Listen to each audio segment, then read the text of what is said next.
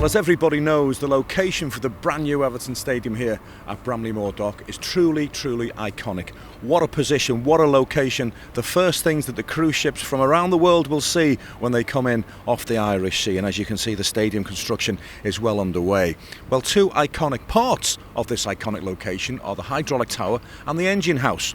Chris Spragg is the project leader down here at Bramley Moor, and he agreed that the hydraulic tower and the engine house needed particular care and attention.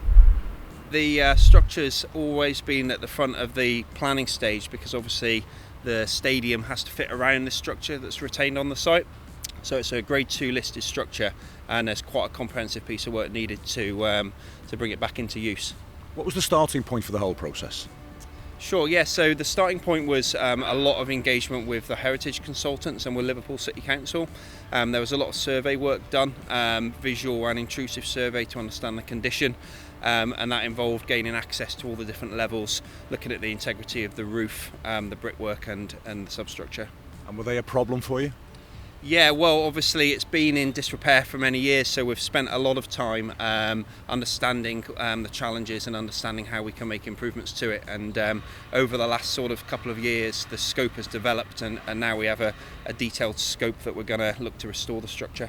It's a pretty impressive scaffolding that we can see there. Have you had to sort of destruct it and start again type of thing? Yes, so the scaffolding's gone up for a couple of reasons. It's gone up to give an element of stability and safety for all the works happening around the structure. There was a lot of loose brickwork, a lot of loose slates on the roof structure, and it's also provided access to start completing some of the initial remedial works, so things like brickwork repairs and improvement to the pointing and the mortar and so forth. Have you had to take away bricks and keep them to reuse them again in the same place?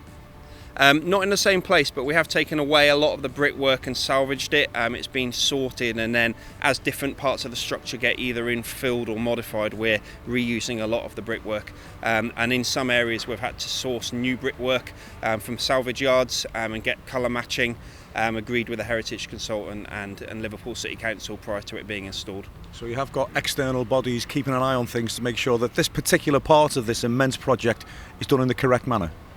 We have, yeah. It's very important to us and to the club, and there's quite a lot of governance that sits around making sure that the quality is right. What still needs to be done on this, Chris, before you can step back and say, right, that's ready now, that's done? Yes, so we're doing it in a few stages. The first piece was the make safe work, which is complete. We're now looking at some works inside, so we're looking at demolition of an existing substation structure. There's some hazardous material removal, which has all been cordoned off until now. And then we're going in, we're replacing the existing roofs, we're replacing the office block, we're grip blast and painting the steelwork structure inside, which will give it its long-term protection. And then the end goal is to have a new green roof installed on the flat area of the engine house here, along with a lot of metalwork, balustrades, handrails to provide access onto the roof in the future.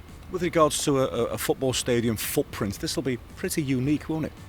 It will. It'll be a great focal point, I think, outside of the stadium. It'll be a great place to meet if you're pre-match. A good space inside for providing some form of facility for the club. So I think there's designs with the architect being developed now as to exactly how the space is used. It's not a fantastic space for large groups of people. It's quite constrained, but it will have some purpose, and I'm sure it will be an asset to the stadium and the structure around. As the project leader, Chris, are you looking forward to seeing the finished product here as much as the finished stadium?